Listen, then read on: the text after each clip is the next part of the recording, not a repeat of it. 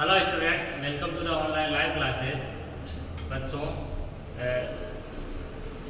LCM और HCF हमने याद किए थे, एग्जाम्पल हमने किया था और आज हम एक्सरसाइज नंबर 3.6 करने जा रहे हैं। इसका पहला क्वेश्चन आपसे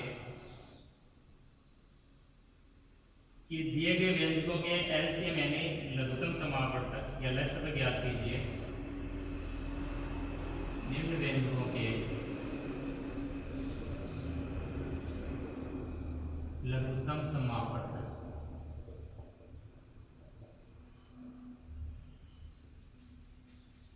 शॉर्ट में कह सकते हो लसब या एलसीएम ज्ञात कीजिए।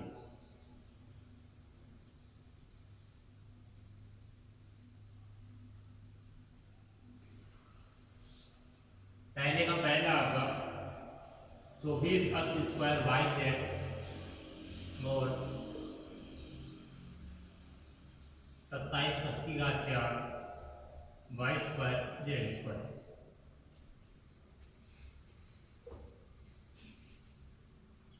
इसका हल समझिए। मैंने बताया था कि ये आपके बीजीय व्यंजकों के बच्चों एलसीएम और एचसीएफ है। तो बीजीय व्यंजकों के एलसीएम और एचसीएफ में सबसे पहले क्या करना है कि जितने भी आपको व्यंजक दिए हुए होते हैं उनको आपको यूएक्स वीएक्स इस टाइप से मानना होता है। 2 व्यंजक है तो उनको आप यूएक्स वीएक्स मान लो, 3 व्यंजक है तो आप यूएक्स वीएक्स डब्ल्यूएक्स मान लो।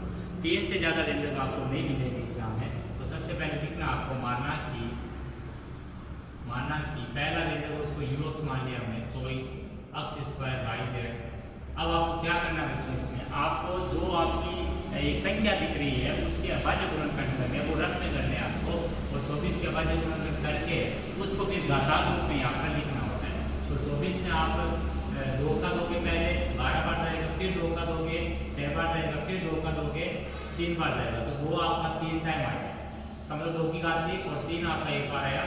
और आगे जो अक्ष स्क्वायर वाई और ये जेड, ये आपके चर राशि से जो दिख रही है घातांक रूप में है या घातांक रूप में नहीं है, तो उनको आपको गुणा में लिख देना है और उनके जिनकी घात नहीं है उनकी घात ये लिख देना है। यानी कहने का मतलब है कि बीजीय जो आपका व्यंजक है उसको लिख के उसके संख्याओं के 2 अभाज्य गुणनखंड करके घातांक रूप में लिखना है, और जो आपके चर राशि है उनको आपको गुणा में लिख देना है। जिसपे घात नहीं है उसकी घात है 1 लगा देंगे। दूसरा व्यंजक वीएक्स है 27 अक्ष की घात 4 वाई स्क्वायर जेड स्क्वायर। इसमें 27 के अभाज्य गुणनखंड करोगे तो 3 का जाएगा 9 बार, 3 का जाएगा 3 बार, फिर 3 का जाएगा, यानी 3 की पावर 3 इंटू अक्ष की घात 4 into Y square into Z square. ये आपने सबसे पहले दिए गए बीजीय व्यंजकों के गुणनखंड करके ज्ञात कर लिया।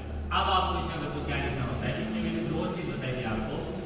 एक तो ये कि आपको यहाँ पर देखने क्या क्या चीज है, एक तो आपकी ये अभाज्य अंक या अभाज्य संख्या है, क्या चीज है अभाज्य अंक या अभाज्य संख्या। दूसरी आपने ये जो चर राशियों के रूप में आती है वो क्या क्या हो सकता है, या तो आपका बीजीय पद हो सकता है, या आप चर राशि कह सकते हो, या फिर आप कह सकते हो गुणनखंड कह सकते हो। तो इसमें आपको लिखना है यहाँ पर अभाज्य अंक व बीजीय पद। ये आपके अक्ष वाई जेड जो है वो बीजीय पद का काम करेंगे, और 2 की पावर 3 ये आपके अभाज्य अंक है।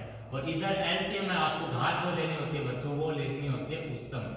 कौन सी लेनी होती है? उच्चतम घात। यानी जो भी अभाज्य जो भी बीजीय राशि लिखी जाएगी उसकी कौन सी घात देखनी है, यूएक्स और वीएक्स के मान में बड़ी वाली घात देखनी। अब समझिए इसको।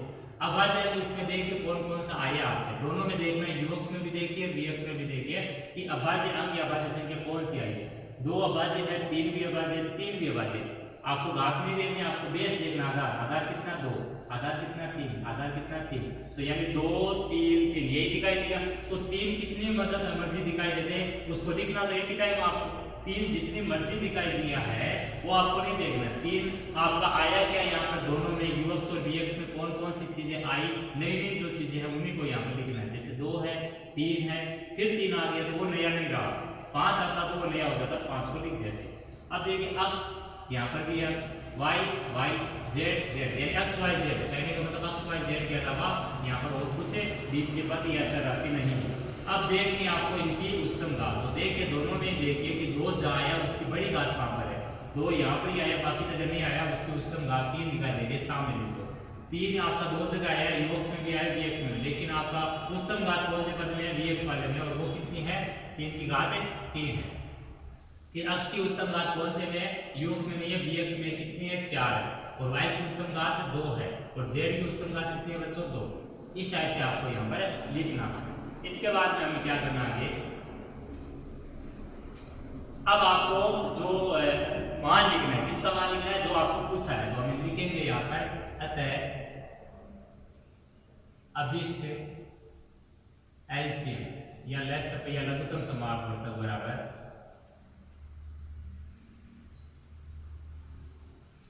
सर्वनिष्ठ गुणजों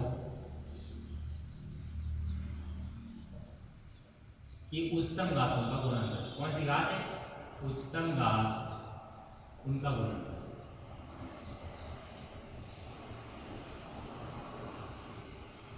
बराबर 2 आया उसकी उच्चतम घात लगा दो 3, 3 आया उच्चतम घात 3, x लगा दो उच्चतम घात 4, y है उच्चतम घात 2, z उच्चतम घात 2, और इन सबको मल्टीप्लाई में लिखना है। फिर आपका गुणा वगैरह करना है। 2 की घात 3 बच्चों कितना होता है 8, 3 की घात 3 कितना होता है 27, और 27 का जब 8 से गुणा करने बैठोगे आप तो कितना आ जाएगा 216, कितना आ जाएगा 216 गुणा x की घात 4, y स्क्वायर और z स्क्वायर। ये आपका इस सवाल का क्या बच्चों आंसर है।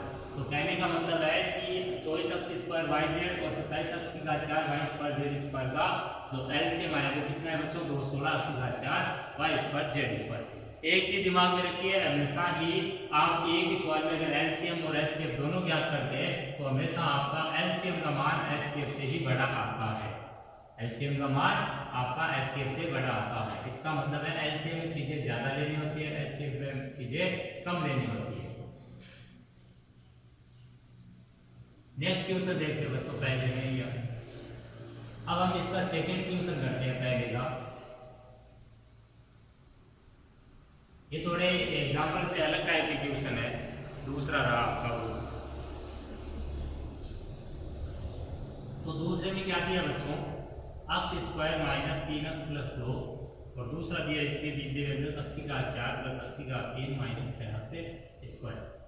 अब इसमें जो समझाने वाली चीज है वो ये है कि अगर आपको एक बीजीय व्यंजक है वो द्विघात, त्रिघात, चतुर्घात, पंचघात इस टाइप से दिया हुआ है, तो यहाँ पर दिमाग में रखिए कि द्विघात के अलावा जो भी बीजीय व्यंजक होगा द्विघात या फिर ऐसे कह लो आपका जो भी बीजीय व्यंजक है उसमें करना क्या होता है कि वो बीजीय व्यंजक अगर उसमें जोड़ बाकी के चिन्ह यूज हो, ऐसे समझ लो कि कोई भी बीजीय व्यंजक है उसमें अगर जोड़ और बाकी ये दो चिन्ह अगर प्रयोग में हुए हो तो आपको उसमें कॉमन लेने का जो नियम है वो पहले लगा देना है। कॉमन में यहाँ पर अचर राशि यानी संख्या भी आ सकती है और चर राशि वो भी कॉमन आ सकती है। तो अब हम इस सवाल को स्टार्ट करते हैं। सबसे पहले हमें वही लैंग्वेज लिखनी है कि ux और vx इनको मानना है। दो ही बीजीय व्यंजक है इसलिए हमारे कोई दिक्कत नहीं है, wx हमें मानने की जरूरत यहाँ पर नहीं है। x square minus 3x plus 2। अब देखिए ये जो बीजीय व्यंजक है मैंने अभी बोला पॉइंट है कि अगर कोई बीजीय व्यंजक में जोड़ बाकी का चिन्ह है, जैसे जोड़ और बाकी का चिन्ह आ गया, चाहे जोड़ का है चाहे बाकी का है चाहे दोनों का है, मिक्सअप में आपका जोड़ और बाकी का चिन्ह आया है तो आपको वहां पर नियम कौन सा लगा के चेक करना है कॉमन का। कॉमन में कोई संख्या भी हो सकती है कोई चर भी हो सकता है, कोई दिक्कत नहीं है। तो यहाँ पर हम चेक करते हैं यहाँ पर कुछ कॉमन है कि आपके नहीं है। कॉमन में ये मत देख लेना x स्क्वायर x में x कॉमन है। कॉमन का मतलब है कि वो इस लाइन में जितने भी पद है उन सब में कॉमन है। क्या इसमें 3 पद है तो तीनों में कॉमन, 2 पद है तो दोनों में कॉमन, 4 पद है तो चारों में कॉमन, वो कॉमन का यहाँ पर सेम चलेगा। तो यहाँ पर जब कॉमन नहीं है तो अगला पॉइंट क्या लगाना है कि अगला पॉइंट ये लगाना है कि अब बहुपद कौन सा है, बहुपद कौन सा है। द्विघात है तो उसके टुकड़े 3 टाइप से होने हैं। उसके टुकड़े कितने टाइप से होने हैं बच्चों 3 टाइप से होने हैं। ये आपका मानक द्विघात है तो मानक द्विघात मतलब 3 पदों वाला द्विघात है तो इसमें टुकड़े करने मध्य पद के, और मध्य पद के टुकड़े करके आपको क्या बनाने s का मान तो x का गुणांक जो है -3 और यहाँ पर 2 और 1 का गुणनफल कितना हो गया बच्चों 2, वो p का मान, लेकिन चलना p के हिसाब से। अब मैंने एक चीज बताई है पिछले वीडियो में कि अगर आपका p का मान आपका कितना बने, p का मान ऐसी दो संख्याओं के गुणा से बना जो अभाज्य है, यानी p का मान कितना बना 2, 2 कैसे अभाज्य। तो दिमाग में रख लो कि अभाज्य संख्या केवल एक ही तरीके से गुणा करके बनाई जा सकती है जिसमें एक तो खुद होगा और एक होगा, इसके अलावा उसके कोई गुणा करके बनाने का तरीका है। तो यहाँ पर आपका p से आपको टुकड़े करने, p आपका 2 कह रहा है कि वो अभाज्य है। अभाज्य होने का मतलब वो 1 गुणा 2 से बन सकता है, तो टुकड़े आपके सीधे सीधे बन गए 1 और 2। अब इसमें चिन्ह लेना है। चिन्ह में आप देखो कि s का मान माइनस का आया है, इसका मतलब ये दोनों माइनस माइनस के होंगे तब भी तो -3 बनेगा। एक प्लस का दूसरा भी प्लस का, तो प्लस 3 बनेगा, वो नहीं बना है। 1 + 1 माइनस से घट के 1 आएगा, तो अपने दोनों माइनस माइनस के लेते हैं। तो इसका मतलब है कि इसके जो टुकड़े आए बच्चों वो आपके आए हैं -1 और -2। तो यहाँ पर है आपका x² -1 और -2। अब -1 और -2 बच्चों जो आपके टुकड़े आए, -1 और -2 जो टुकड़े आए, उसके आगे आप चिपका दो कौन सा अक्षर, वो जो आपके आगे चल रहा है यहाँ पर अक्ष। तो ये कितना बन जाएगा -2 ये -2। तो आपको इनको कंटिन्यू फॉर्मेट में लिखना है -2 और -2 प्लस आगे 2। इन चीजों में कोई बदलाव नहीं करना है। -3 जो है उसकी जगह कितना लिखना था, पहले तो -1 और -2, फिर वो -3 में होके -3 है, इसलिए दोनों की क्या लगा दिया हमने, अक्ष चिपका दिया। अब ये शुरू के 2 और आखिर के 2 में कॉमन लेना है। इसमें कॉमन क्या है, इसमें हमेशा रूल यही चलेगा कि इनमें कॉमन देखना है, इन दोनों में हमेशा क्या देखना है, कॉमन। इन दोनों में क्या लेना है, कॉमन। अगले पद में कॉमन में आपको चिन्ह जैसा मिलेगा वही लेना है। माइनस है तो आगे का साइन चेंज करना, प्लस है तो चिन्ह चेंज नहीं करना। तो ये बन जाएगा x-1, फिर यहाँ पर -2 ये बन जाएगा x-1, फिर x-1 है, ये कॉमन आगे तो बन जाएगा x-1 2। ये आपके यूएक्स के गुणनखंड हो गए। अब आपको लेना है vx को, पुनः vx बराबर कितना दिया उसको लिखो, x की घात 4 + x³ - 7 स्क्वायर। अब इसमें हमें देखना है कॉमन आ रहा है क्या देखना है, हमेशा जब जोड़बाग की चिन्ह में आता है मान ux और vx का, तो कॉमन देखना है। कॉमन बच्चों यहाँ पर x² कॉमन आ रहा है। कॉमन में आपका x² लेने का मतलब है x² का भाग प्रत्येक पद में लगाना है। जब भी आप कॉमन लोगे कोई भी चीज में, और कॉमन आपको हर एक पद में से लेना होता है, तो उस चीज को जिसको आपने कॉमन लिया उसका भाग आपको सब में लगाना है। तो x की घात 4 में आप रखने लगा तो देखो x² का भाग काटे कट जाएगी, भाग का रूल लग जाएगा। भाग में बीजीय बिंदुओं में यहाँ पर घातांकों नियम में भाग वाला लग जाएगा x की घात 2। 3 में जब अपने लगाएंगे तो 3 में से अपने 2 घटेगा तो कितना बच जाएगा, x की घात 1 को लिखना नहीं है घात को, और x² में जब x² का लगाएंगे तो कितनी बार जाएगा बच्चों, 1 बार। तो यह आ जाएगा -6, सिर्फ 6 बचेगा।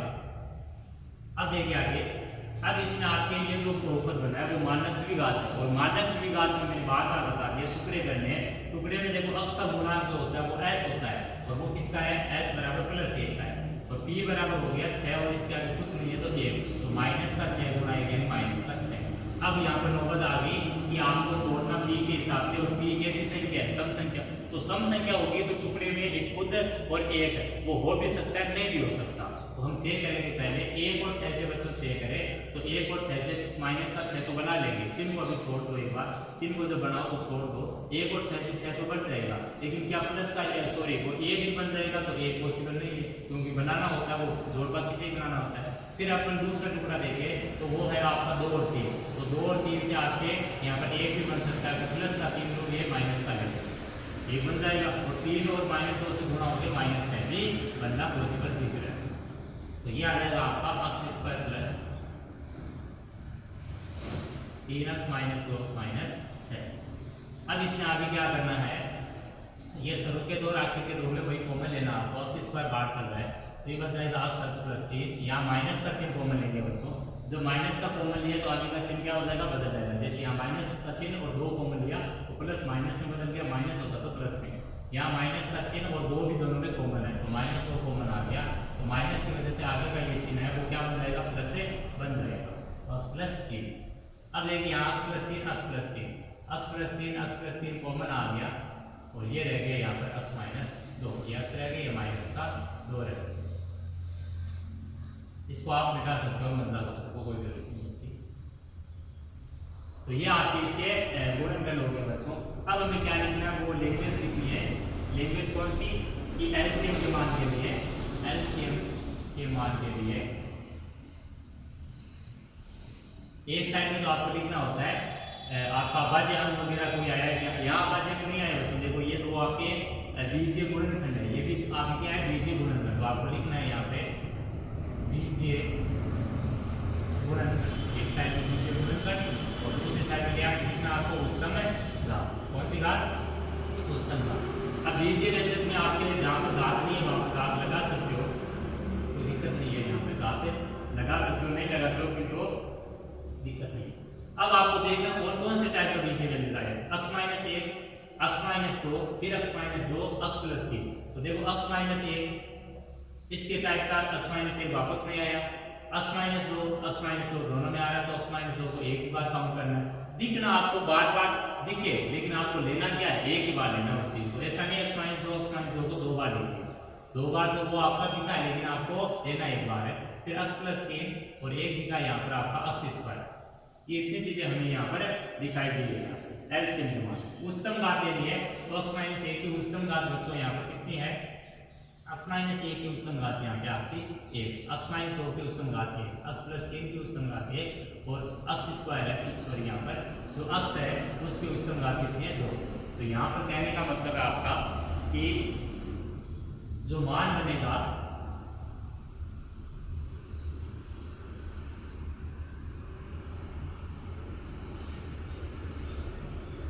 यहाँ की घात आपके 2। तो एलसीएम के मान के लिए हमें क्या लेना है बच्चों, अतः बीच में एलसीएम बराबर सर्वनिष्ठ गुणजों का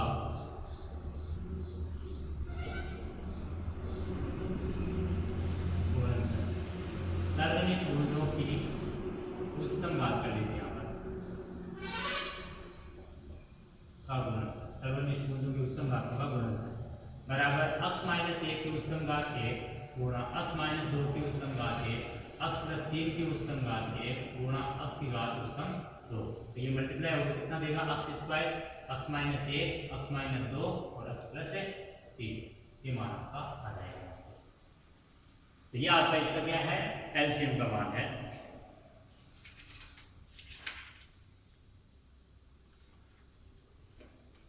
अब देखिए बच्चों तीसरा क्वेश्चन इसका जो है वो आपको कर लेना है।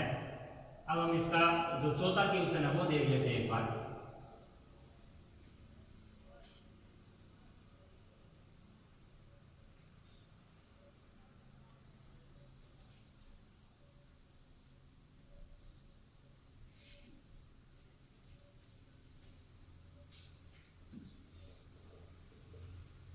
x² - 1 x² + 1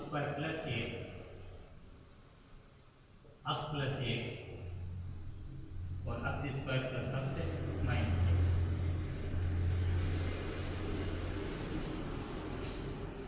इसका देखिए सबसे पहले यहाँ पर 3 बीजीय व्यंजक आके तो आपको क्या लिखना है, इनको ux vx और wx। ux बराबर x² - 1, ux बराबर कितना है बच्चों, x² - 1। ये आते आपको क्या देखना है, कॉमन रूल से चलना आपको कि कोई भी बीजीय व्यंजक होगा उसमें जोड़ बाकी का 3 होगा तो कॉमन लिखेंगे।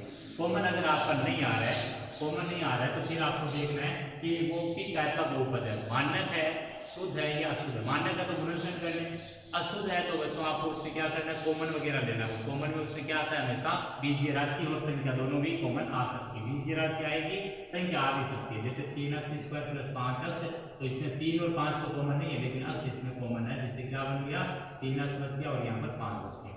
तो इस टाइप से करना है। और यही अगर शुद्ध होगा, देखो मानक होगा तो 3 पद होगा और शुद्ध होगा या शुद्ध होगा तो 2 पद होगा। शुद्ध होगा तो उसमें क्या होगा, x एक ही जगह दिखाई देगा जो उत्तम घात से जिससे अपने बहुपद को डिफाइन करते हैं, परिभाषित करते हैं, और जहाँ x आपका 2 जगह दिखेगा वो शुद्ध होगा।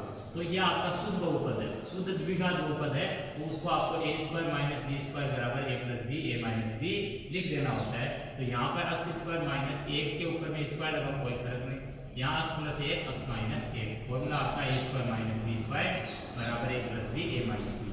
ये आपका यूनिट्स हो गया। दूसरा हमारा dx लेते हैं, dx बराबर आपका बच्चों x² + 1 और x + 1। इसमें देखिए आपके x² + 1 के गुणनखंड नहीं कर सकते आप, और x + 1 के गुणनखंड पहले से ही, तो ये dx ही रहेगा वह। तीसरा जो आपका वो है wx मान लेते हैं, x² + x - 1। अब तीसरे में आपके मानक बहुपद होने की वजह से, मानक द्विघात होने की वजह से हम क्या करेंगे, पहले कॉमन देखेंगे, कॉमन नहीं आ रहा, कॉमन नहीं आ रहा तो फिर हम क्या करेंगे, मानक है तो आपको क्या करना पड़ता है, तो मध्य पद के टुकड़े कर लें। अब देखो बच्चों इसमें टुकड़े नहीं हो रहे, अब आपको कैसे पता चलेगा कि कोई बहुपद है उसके टुकड़े नहीं होंगे, तो उसके लिए भी थोड़ा सा मैं हिंट दे देता हूँ कि आपको कभी अगर द्विघात बहुपद में टुकड़े करने में दिक्कत आए तो आप पहले चेक कर लेना कि टुकड़े होंगे नहीं होंगे। वो कैसे चेक करेंगे, विवेचक के मान से, जो हम द्विघात समीकरण में लगाते थे वो बहुपद में लगा लिए रूल। तो यहाँ पर पहले एबीसी निकालो आप, a का मान 1, b का मान 1, c का मान कितना है बच्चों -1, तो यह आ जाएगा 1 का स्क्वायर -4 गुणा 1 का मान आपका 1, c का मान कितना आ गया बच्चों -1। आ गया। तो ये 1 का स्क्वायर 1 और माइनस माइनस प्लस हो गया, आ गया 5। अब देखिए यहाँ से क्या रिजल्ट निकला कि यहाँ पर d का जो मान आएगा वो अगर आपका कैसा आ रहा है, वो ऐसी संख्या आ रही है जो पूर्ण वर्ग संख्या नहीं। पूर्ण वर्ग का मतलब है जो कोई दो संख्याओं को खुद को ही आपस में गुणा करके बनाई जाए। जैसे 1 को 1 से गुणा करके 1 बनता है, 2 को 2 से गुणा करके 4 बनता है। तो 4 किन संख्याओं से बन सकता है? 2 को 2 से ही गुणा करके। 9 किससे बन सकता है? 3 को 3 से। ऐसे ही 16 कैसे बन सकता है? 4 को 4 से। तो वो संख्या क्या कहलाती है? आपकी पूर्ण वर्ग संख्या। 5 आपका √5 गुणा √5 से बनता है, लेकिन 5 गुणा 5 से तो 25 बन जाएगा। तो d का मान अगर आपका पूर्ण वर्ग संख्या नहीं है, मान पूर्ण वर्ग नहीं है, तब आपको क्या है? टुकड़े नहीं होंगे, टुकड़े नहीं होंगे। और अगर d का मान आपका कैसा है? पूर्ण वर्ग संख्या है, जैसे 0 आया अगर d का मान, तो टुकड़े होंगे, क्योंकि 0 भी एक पूर्ण वर्ग संख्या है। तो यहाँ पर अब हमें क्लियर हो गया है कि यहाँ पर इसके टुकड़े नहीं होने थे, तो हमें इसको डबल से रख के छोड़ देते हैं। अगर टुकड़े होते तो हमें आगे इसको बढ़ाना पड़ता। अब देखिए बच्चों, इसमें आगे क्या करना है। अब आपको एलसीएम के मान के लिए, एलसीएम के मान के लिए एक साइड में लिखना आपको, यहाँ पर क्या क्या चीज है आपके बीजीय व्यंजक क्या है, तो आपको लिखना है बीजीय गुणनखंड। ये गुणनखंड आपके जब आपके रैखिक आपका जो आपका बीजीय व्यंजक होता है तो उसको हम बीजीय गुणनखंड कह सकते हैं। और इधर लिखना पुस्तम घात। कौन सी घात लेंगे यहाँ पर? पुस्तम घात। तो यहाँ पर देखिए कौन कौन सी चीज आई। 1 x + 1 x - 1, और इसमें x + 1 x² + 1, और इसमें ये। तो यहाँ पर x + 1 दिख रहा है, x - 1 भी दिख रहा है।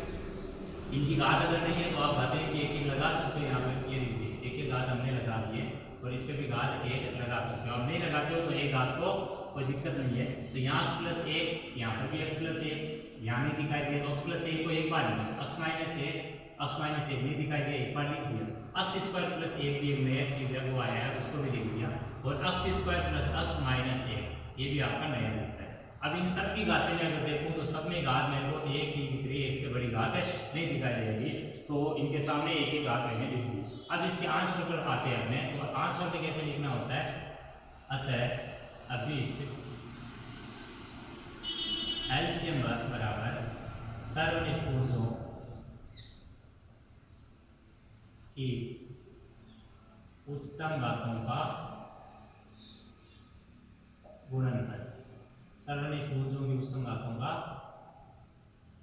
गुणनफल बराबर x + 1 x - 1 x² + 1 और x² + x - 1। इनकी घातें कितनी है? एक घात है, तो इसका मतलब है एक घात से कोई भी अपना इसका आंसर में फर्क नहीं आएगा, तो वापस इसको एक बार लिख देते हैं x² + 1 x² + x - 1। ये आपका सवाल हो गया बच्चों आंसर।